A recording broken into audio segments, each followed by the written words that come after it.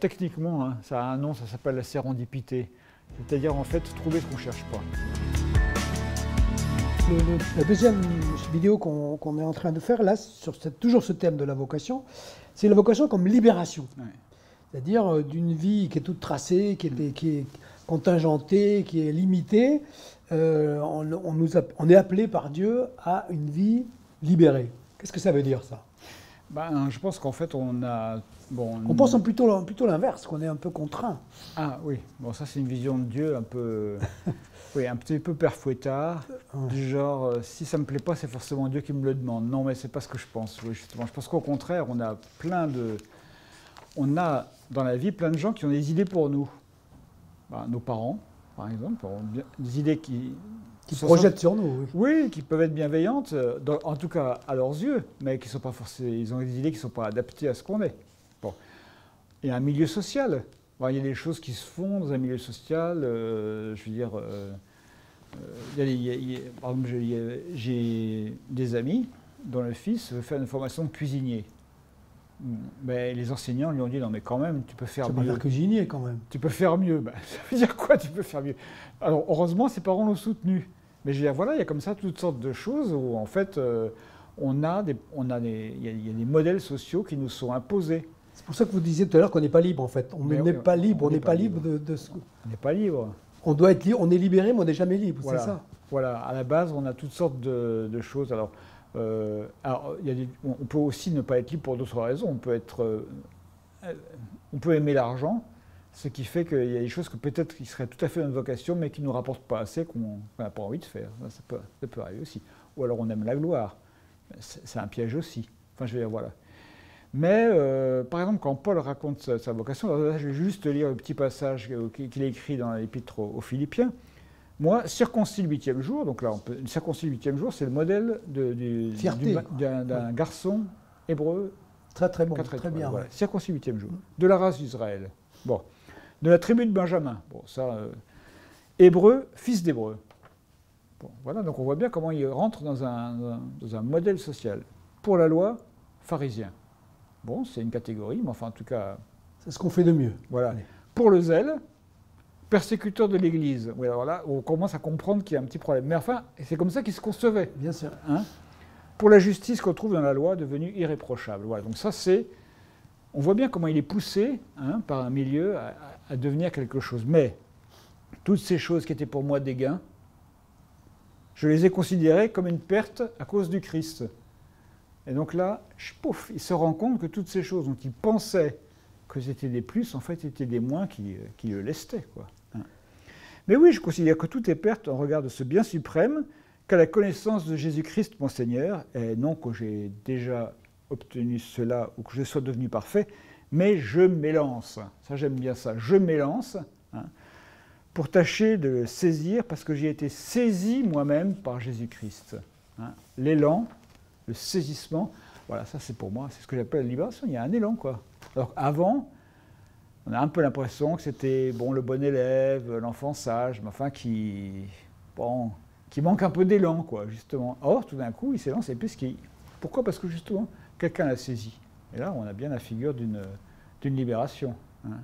Ça a été dans un statut dont il pouvait se prévaloir. Ouais. Et en fait, il a été poussé, comment on peut dire ça? Il a été tiré, quoi. Tiré de là, quoi, de là où il était. Oui. Mais on voit bien, alors en fait... C'est pareil qu'Abraham, finalement. D'une autre manière, oui. En fait, vers toi, c'est un peu la même idée. Ouais. Mais alors, ce cas, c'est qu'Abraham, ça se passe vraiment dans un milieu, dans une histoire familiale, quoi. Bon, Paul, c'est une histoire plus directement religieuse. Effectivement, il va tomber par terre, être aveuglé, et il va devenir l'apôtre des nations. Donc c'est vraiment, il va remplir un rôle. Enfin, Abraham remplit un rôle aussi à sa manière. Parce que je veux dire, là, c'est vraiment quelque chose de frappant qui concerne l'Église, etc. Enfin, je veux dire directement, mais qui passe par cette chute et ce moment où il va être complètement aveugle, avec la voix qui lui dit « Pourquoi me persécutes-tu » Mais quand il y repense, c'est ça qui est intéressant, il se dit, mais avant, je croyais bien faire, mais finalement, j'étais complètement esclave de mon milieu, quoi. Et donc en parlant de cet élan, vous insistez beaucoup là-dessus, On a l'impression que ce qui est important, c'est la marche. C'est pas tellement ce qu'on va faire, etc., mais c'est la mise en route, quoi. C'est l'élan. Ouais, mais parce que ça, si tu veux, si Pourquoi, on veut encore pourquoi citer, ça si on veut, non, mais si on veut encore citer des psychanalystes, mais enfin, je les cite quand ils sont pertinents. Hein. Mais ça, c'était Françoise Dolto qui disait Jésus enseigne le désir et y entraîne. Alors, bon, quelquefois le mot C'est désir. le sens que vous donnez à l'élan. Oui, c'est ça. C'est qu'en fait, mais le désir dans ce sens-là, c'est-à-dire Dieu nous donne envie d'autre chose. D'aller plus loin, d'aller au-delà de ce que nous sommes. Oui, oui. Et avant, parce qu'en fait, je pense que, bon, enfin, toi et moi, on a atteint un certain âge où on sait que finalement, les commandements moraux, les machins comme ça fait pas beaucoup d'effet, quoi. Enfin, je veux dire, bon, c'est pas, fais pas ci, fais pas ça, ouais, bon, ça marche un peu. C'est un cadre. Oui, ça marche un peu, mais c'est pas ça qui fait vivre, et puis c'est pas ça qui met en route. Hein, je veux dire, la question c'est, qu'est-ce que tu as envie de faire, hein? Est-ce que tu as envie de faire, quelquefois d'ailleurs, c'est comme on disait tout à l'heure, quelquefois on passe toute une vie à passer à côté. Hein. Il y a des tas de gens qui, au fond, n'ont jamais, alors bon, quelquefois d'ailleurs, matériellement, n'ont pas pu faire ce qu'ils avaient envie de faire. Je veux dire, tout le monde n'a pas une vie libre. Je veux dire, bon. Mais il y a des gens juste qui s'en sont empêchés eux-mêmes de faire ce qu'ils avaient envie de faire. Et en fait, Dieu crée en nous, ce que je veux dire, c'est ça. Enfin, on voit bien qu'il a créé en Paul l'envie de s'élancer. Hein, c'est-à-dire, alors on peut le dire d'une autre manière, il est saisi par Jésus-Christ, mais c'est comme en fait, moi je pense que quand on rencontre quelqu'un qui nous enthousiasme, on est prêt à faire tout. Oui, on est prêt à faire tout pour cette personne, parce que voilà, ça nous réveille, quoi, ça nous tire vers l'avant. Il y a une autre parole d'ailleurs quelquefois qui est dans les Épîtres, là, c'est « Réveille-toi, toi qui dors hein ». Je trouve que c'est pas mal ça. « Réveille-toi, toi qui dors ». En fait, je pense qu'il y a beaucoup de gens qui dorment. Alors, on entend beaucoup ça partout. Hein. Il faut se réveiller, il faut se secouer. Non, mais se réveiller pas au sens, non, pas au sens de, non. Enfin, pas au sens de la pleine conscience. Non, c'est pas ça que je veux dire. Non. Mais il faut je pense oui, parce qu'enfin, on parle de la vocation. Il y a beaucoup de gens qui passent à côté de leur vie, et même des chrétiens. Au sens où, pas de problème, enfin, je veux dire, ils vivent leur relation avec Dieu, et puis voilà. Mais c'est dommage, ils auraient pu vivre tellement plus. Hein, je veux dire. Et puis parce que, je sais pas, Là, c'est important parce qu'il peut y avoir une foi morte et une foi vivante. Là, oui, est-ce que c'est là, est-ce que c'est ça oui, il y a des bon, morte et vivant comme ça a l'air de dire que c'est l'un ou l'autre. Enfin, je pense une foi, disons, oui, il y a des gens qui vivotent. Assoupis, oui, il y a des gens qui vivotent, disons, voilà. À savoir, bon, et de toute façon, voilà, chacun a ses limites et puis les histoires de chacun sont. Mais au fond, et en fait, ce à quoi Dieu nous appelle, c'est vraiment à cet élan. Alors, d'ailleurs, il y a d'autres passages qui en parlent. Par exemple, il y a un passage que j'aime beaucoup qui est dans l'Épître aux Hébreux, où l'auteur de l'Épître aux Hébreux raconte ce que c'est que la foi. Mais la foi, on peut la prendre aussi comme un élan, hein, comme une sorte de force de vie qui nous fait espérer, hein, la foi et l'espérance des choses qu'on ne voit pas, etc., qui nous fait espérer un monde meilleur que peut-être on n'atteint jamais. Mais justement, ça nous tire vers cette... alors là, par exemple, il décrit les gens qui ont marché et qui avaient en vue une ville pourvue de fondations, qui avaient pour architecte Dieu lui-même, etc. Et puis à un moment donné, ils disent, s'ils avaient voulu revenir de là où ils étaient partis, ils auraient pu, mais ils n'avaient juste pas envie. Hein, ils n'avaient pas envie parce qu'en fait, oui, alors c'est une marche, comme tu disais, c'est une marche, mais avec un but. Hein, c'est-à-dire qu'en fait, on vise quelque chose, alors que peut-être on n'atteint jamais, mais l'essentiel c'est de le viser. Hein, et de même que je pense que même Paul, à la fin de son ministère, il n'avait pas fait tout ce qu'il voulait, enfin d'une certaine manière, il n'avait pas fait tout ce dont il rêvait. Hein, par exemple, à un moment donné, il écrit dans l'Épître aux Romains qu'il va aller en Espagne. Il n'est jamais allé en Espagne. Bon, il n'en a pas forcément été malheureux, mais juste pour dire que voilà, en fait, voilà, il va de l'avant, tirer vers l'avant, et c'est ça qui est important. Et au bout du compte, alors, tirer vers l'avant, est-ce que c'est pas finalement la définition de l'espérance? Est-ce que c'est pas l'espérance? Oui, ce qui nous fait marcher. Ce qui nous fait marcher, et puis c'est une espérance qui est... C'est assez curieux d'ailleurs, parce que quand Paul parle de l'espérance dans l'Épître aux Romains, il en parle beaucoup d'ailleurs, et il dit Et il dit, l'espérance ne trompe pas. Alors ça, c'est... Ne trompe pas. L'espérance ne trompe pas. Alors ça, je trouve que c'est quand même pas mal, parce qu'au contraire, on a l'impression que souvent... On vit dans des rêves. Oui, on va dire que l'espérance... On espère que le demain sera meilleur et il ne sera pas meilleur. Oui, l'espérance, elle nous trompe. L'espérance va au-delà de ça. Mais oui, l'espérance ne trompe pas parce que l'amour de Dieu a été répandu dans nos cœurs. Et oui, parce qu'en fait, voilà, ça c'est ça, voilà. À partir du moment où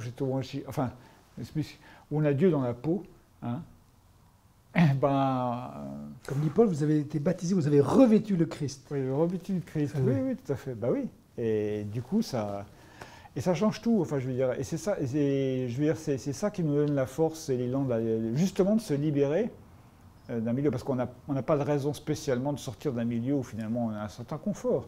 Sauf si on est saisi, sauf si quelqu'un nous tire vers l'avant et nous emmène ailleurs. Hein. Et donc ça, c'est quand même fort, quoi. C'est comme on dit quelque part, hein, deviens ce que tu es. Hein. Deviens ce que tu es, c'est-à-dire... Et je pense que, en fait, Dieu pose en nous des germes, hein, si on y est attentif, on voit... Enfin, un germe, c'est bien quelque chose qui se développe, justement, ou une semence, hein, c'est ces images qui sont souvent employées dans les paraboles, des semences qui portent du fruit. Hein, et c'est justement si on laisse ces semences se développer, on devient, mais justement on devient comme une fleur. Hein. Quand on dit qu'on s'épanouit, hein, c'est bien ça l'idée, hein, c'est qu'on s'ouvre, et on s'ouvre à une vie qui vaut la peine d'être vécue. Et justement, là aussi, on voit que... Alors bon, Paul, évidemment, on peut se dire, il y a un grand crack, hein, il y a un avant et un après le chemin de Damas. Pas tout à fait, en fait. Parce que, en fait, il y a des moments... Enfin, d'abord, après le chemin de Damas, en fait, bon, il prêche un peu, là, à Damas. Il va à Jérusalem, et puis, hop, il disparaît de l'horizon. Enfin, on ne sait pas ce qu'il a fait. Oui. Hein, on ne sait pas ce qu'il a fait. En tout cas, plusieurs années plus tard, c'est Barnabas qui va le rechercher à Antioche. Pendant ce temps-là, il a mûri. Hein, il y a quelque chose qui a mûri. Il y a quelque chose qui a mûri en lui. Et puis, et progressivement, il devient capable d'être Paul. Oui, celui qu'on a gardé. Ouais. Mais en vous écoutant, je me demandais, c'est finalement tout le travail là, par rapport, restons sur la vocation, on a l'impression, nous, qu'on va vers des buts de mieux en mieux. En fait, le travail, il est plutôt sur nous, quoi. On devient soi-même tout le temps au cours de sa vie. Est-ce que c'est pas ça le cœur de ce qui nous est demandé là, c'est d'être transformés nous-mêmes, d'être renouvelés nous-mêmes, non? Est-ce que c'est pas autour de... Oui, c'est le changement en nous qui se passe, le reste, on n'y peut pas grand-chose. Alors bien sûr, non, il faut être clair, la vocation, on est là pour servir, elle est là pour être au bénéfice des autres, mais... Au bénéfice des autres et par conséquent à nous-mêmes, de nous-mêmes aussi. Et ce que je veux dire, c'est ce qu'on a de mieux à offrir aux autres, c'est ce qu'on est. Bien sûr. Hein, voilà, et non pas ce qu'on n'est pas. Voilà. Et donc en fait... bon, là je ne sais pas si je parle bien ou mal, mais en tout cas je suis ravi de le faire. Et puis non mais c'est voilà, je veux dire, je ne suis pas en train de me forcer.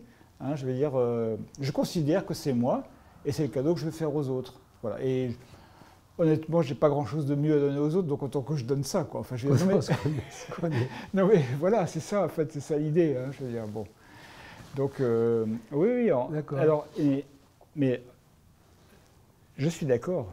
Le principal obstacle à notre vocation, c'est nous-mêmes. Hein, c'est nous qui, au fond, nous fermons quelquefois à l'appel de Dieu pour des raisons, je peux comprendre, hein, et ça m'est arrivé moi aussi. Hein, il y a des moments, je veux dire, de longue maturation, et Dieu est patient. Alors, et pour tout le monde, justement, on dit souvent dans les milieux chrétiens, on dit souvent voilà, Ah oui, que, Dieu du voilà, mauvais, si quelque ouais. chose s'ouvre, Ouais. c'est que Dieu nous appelle à cette, cette ouverture. Et si c'est fermé, Dieu ne nous appelle pas. Cette idée des portes ouvertes, à la limite, c'est une facilité. C'est voilà, n'importe quoi peut s'ouvrir. On dit c'est Dieu qui m'a ouvert une porte. Mais est-ce que c'est vrai ou est-ce qu'il ne faut pas plutôt forcer les portes et contraindre d'entrer? On a aussi des textes comme ça. Est-ce qu'il ne faut pas résister et dire non, je ne vais pas renoncer à ça parce que c'est important? Si on a cette espèce de vision des portes ouvertes, finalement, on renonce à plein de choses, non? Oui, je pense que... Vous faites allusion à cette idée-là des choses qui s'ouvrent pour nous. Oui. Mais est-ce que c'est si facile? Bah, disons que je suis circonspect. Je prendrais pas ça comme un critère finalement, que la porte s'ouvre ou se ferme. Alors, c'est-à-dire, une porte se ferme, bon, je pense que ça mérite qu'on y pense. Ça ne veut pas dire que c'était une mauvaise idée. Et une porte qui s'ouvre, ça mérite qu'on y pense aussi. Oui, ça ne veut pas dire que c'était une bonne idée. Oui, donc je veux dire, voilà, il faut faire un petit peu attention à ça. C'est-à-dire qu'en fait, je ne sais pas comment le dire, mais pour moi, être raisonnablement sûr qu'on est dans le vrai, dans le bon chemin. Bon chemin. Oui, ça passe pas forcément par là, ça passe plus par quelque chose d'intérieur.